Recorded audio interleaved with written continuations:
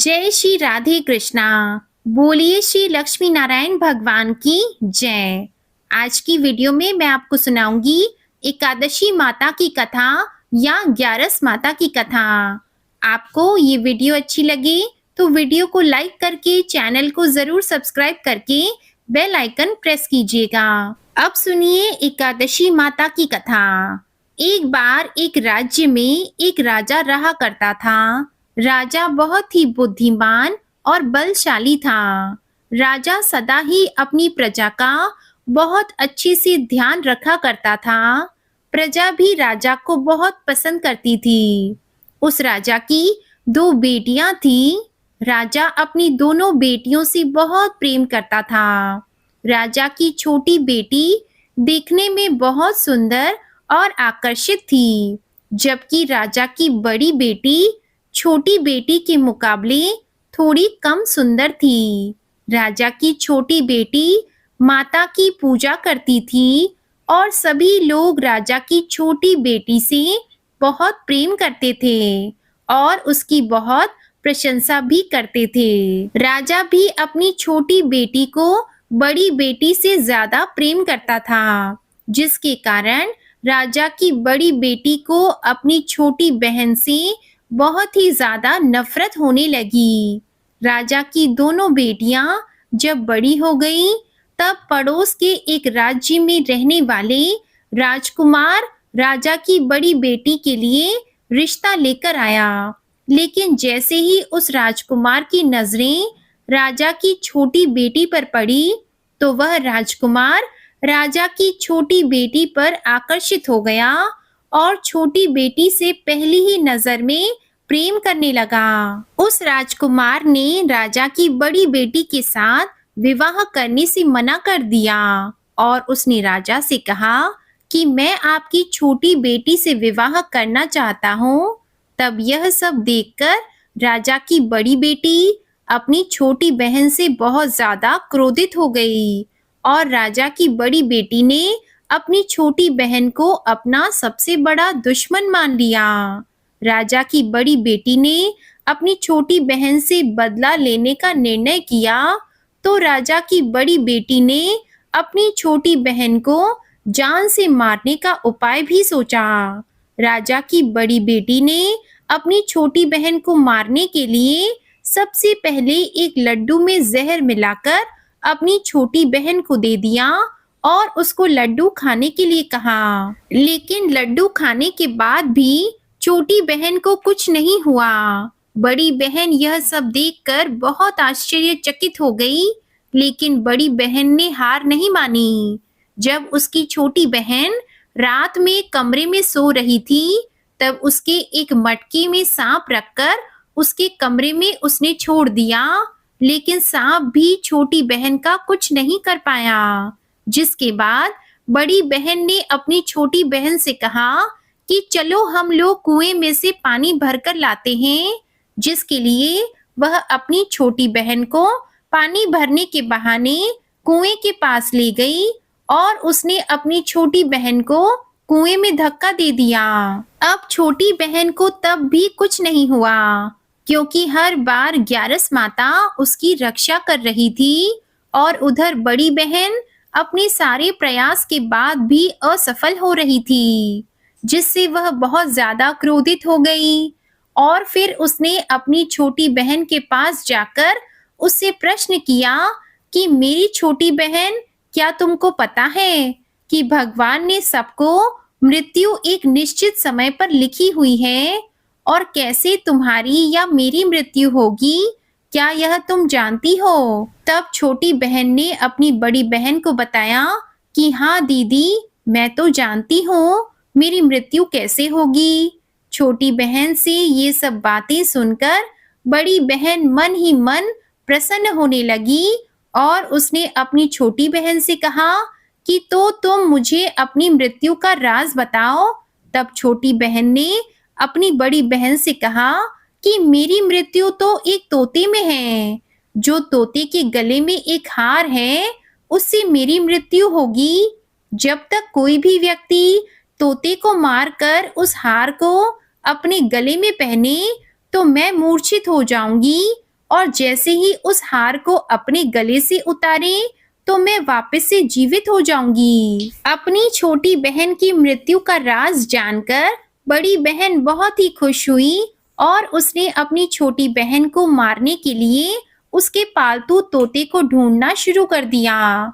और छोटी बहन को इस बात का आभास हो गया था कि कोई उसकी जान लेना चाहता है, जिसके लिए वह अपने पिताजी के पास गई और उसने अपने पिताजी से कहा कि पिताजी, मेरी मृत्यु के बाद आप मुझे मत जला देना, बल्कि आप मुझे अपनी पुरानी वाली हवेली में एक पलंग में लेटाकर छोड़ दीजिएगा।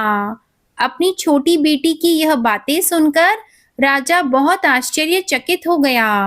राजा ने अपनी छोटी बेटी से पूछा कि बेटी, तुम यह क्या कह रही हो? तब राजा की छोटी बेटी ने बताया कि पिताजी, समय किसी के लिए नहीं रुकता है। क्या कब किसको हो जाए, इसका किसी को कुछ नहीं पता। फिर राजा ने अपनी छोटी बेटी से कहा कि तुम ऐसी बातें क्यों करती हो? 2-3 दिन के बाद तो तुम्हारा विवाह है। लेकिन छोटी बेटी ने अपने पिताजी को ऐसा करने पर मजबूर कर दिया और उनसे वचन ले लिया। राजा ने भी अपनी छोटी बेटी की बात स्वीकार कर ली और 2-3 दिनों के बाद जब शादी का समय आया, तब राजकुमार बारात लेकर राजा के घर आया और राजकुमार और राजा की छोटी बेटी का विवाह शुरू हो गया।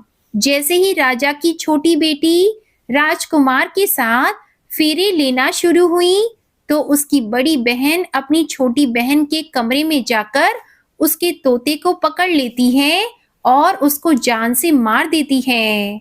तोते के गले में जो हार था, उसको अपने गले में धारण कर लेती है और जैसे ही बड़ी बहन उस हार को अपने गले में धारण करती है, तो उधर छोटी बहन 3.5 ही फेरे ले पाती है और वहीं पर बेहोश होकर गिर जाती है। जिसके बाद राजा ने बड़े बड़े दर्द हकीमों को बुलाया और अपनी छोटी बेटी का इलाज करने के लिए कहा। राजा की बात सुनकर जब वैद्य ने छोटी बेटी को देखा, तो राजा को बताया कि आपकी छोटी बेटी ना तो जीवित है और ना मरी हुई है।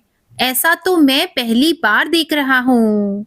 राजा ने वैद्य और हकीम को यह बात बाहर बताने से मना कर दिया और उनको कहा कि अगर तुमने यह बात किसी को बाहर बताई तो हम तुमको फांसी दे देंगे। राजा ने अपनी छोटी बेटी को पुराने महल में जाकर एक पलंग में लेटा दिया और वहां पर कुछ सैनिकों को तैनात कर दिया। इसके बाद राजा वापस अपने महल पर आ गया। राजा की बड़ी बेटी अपने पिताजी के पास आई और कहने लगी कि पिताजी, अगर यह शादी संपन्न नहीं हुई तो आपकी इज्जत का क्या होगा? आप कहें तो मैं आपकी इज्जत बचाने के लिए राजकुमार से शादी करने के लिए तैयार हूँ। जिसके बाद राजा ने अपनी बड़ी बेटी की बात मान ली और राजा ने बड़ी बेटी को छोटी बेटी के कपड़े पहनाकर मंडप में भेज दिया। लेकिन राजकुमार तो यह जान गया कि यह राजा की छोटी बेटी नहीं है, बल्कि यह तो राजा की बड़ी बेटी है। जब राजकुमार ने शादी करने से मना किया, तो सभी लोगों ने राजकुमार को बेबस करके राजा की बड़ी बेटी से बचे हुए फेरों को संपन्न करा दिया और विवाह भी संपन्न हुआ। जिसके बाद राजकुमार राजा की बड़ी बेटी को अपने महल में ले गया। विवाह होने के बाद राजकुमार उससे ना तो बात करता था, ना उसे पसंद करता था और ना ही उसके आसपास भटकता था। और राजकुमार ने यह फैसला लिया था कि वह अपनी प्रेमिका को ढूंढ कर रहेगा और यह जानकर रहेगा कि उसके साथ क्या हुआ है। एक दिन राजकुमार अपने घोड़े पर सवार होकर राजा के पुराने महल के पास पहुंचा, जहां पर उसने कुछ सैनिकों को देखा। महल के पास पहुंचकर राजकुमार ने जब महल को ध्यान से देखा, तो वह समझ गया कि यह तो हमारे ससुर जी का महल है। तब राजकुमार ने सैनिकों से पूछा कि तुम लोग यहाँ क्या कर रहे हो और इस महल के अंदर उस पलंग में कौन लेटा है। जिसके बाद सैनिकों ने बताया कि यहाँ पर राजा की छोटी बेटी लेटी है। यह सुनकर राजकुमार बहुत प्रसन्न हो गया और वह तुरंत अपनी प्रेमिका के पास पहुंच गया और उसकी सेवा करने लगा। जैसे ही रात हुई तो राजा की छोटी बेटी उठकर खड़ी हो गई। राजकुमार यह देखकर बहुत खुश हो गया और उसने अपनी प्रेमिका से पूछा कि तुम यहाँ क्या कर रही हो? तुम मेरे साथ मेरे घर चलो। तब राजा की छोटी बेटी ने राजकुमार को पूरी बात बता दी कि मेरी जान तो एक तोते में बसती थी और मैंने यह बात सिर्फ अपनी बड़ी बहन को बताई थी और मुझे पता है कि उसने ही मुझे मारने का प्रयास किया है। उसके पास एक हार है जिसको वह सुबह पहन लेती है और रात को उतार देती है। जब तक वह हार को पहन कर रखती है तब तक मैं मूर्छित रहती हूँ और जैसे ही वह हार को उतार देती है तो मैं जीवित हो जाती हूँ। और जब तक मेरी बड़ी बहन के पास वह हार रहेगा तब तक मैं ऐसे ही जीवित और मूर्छित होती रहूंगी। अगर मेरी बड़ी बहन के पास जो हार है वो मेरे हाथ लग जाए तो मैं हमेशा के लिए जीवित हो जाऊंगी। राजकुमार यह सब बातें सुनकर राजा की छोटी बेटी के पास रहने का निर्णय कर लेता है और उसने अपने बचे हुए सारे फेरे उस पलंग में लेटी हुई राजकुमार की छोटी बेटी के साथ ले लिए और अपना विवाह पूर्ण कर लिया और वहीं पर वह रहने लगा। देखते ही देखते कुछ समय के बाद में राजा की छोटी बेटी और राजकुमार की पत्नी गर्भवती हो गई। एक दिन राजकुमार को किसी काम से बाहर जाना पड़ा। तब छोटी बहन के पेट में बहुत तेजी से दर्द होने लगा, जिसके बाद उसने माता का आह्वान किया और वहां माता प्रकट हुई। उन्होंने अपने भक्तन के दर्द को दूर किया और उसे एक पुत्र की प्राप्ति करवाई। और वहीं पर अचानक से राजकुमार भी आ गया। राजकुमार ने ग्यारस माता को देखा तो वह आश्चर्यचकित रह गया। उसने तुरंत ग्यारस माता को प्रणाम किया और ग्यारस माता ने राजकुमार से कहा, जब तुम्हारा पुत्र 5 वर्ष का हो जाए तो तुम आकर अपनी पत्नी का हार इसके गले में डाल देना।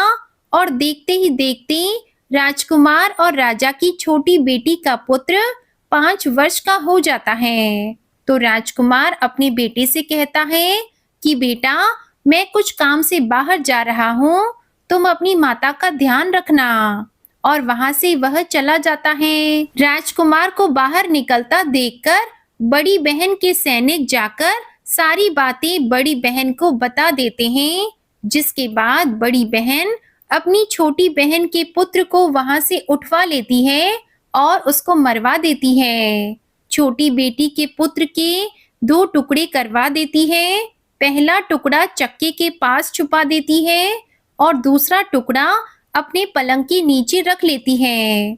अब ग्यारस माता भिखारिन का रूप लेकर आती है और एक भिखारिन का रूप रखकर बड़ी बहन के पास चली जाती है, जिसके बाद वहां पर भिक्षा मांगने लगती है। तो बड़ी बहन अपने नौकरों से कहती है कि जाकर भिक्षा दे दो।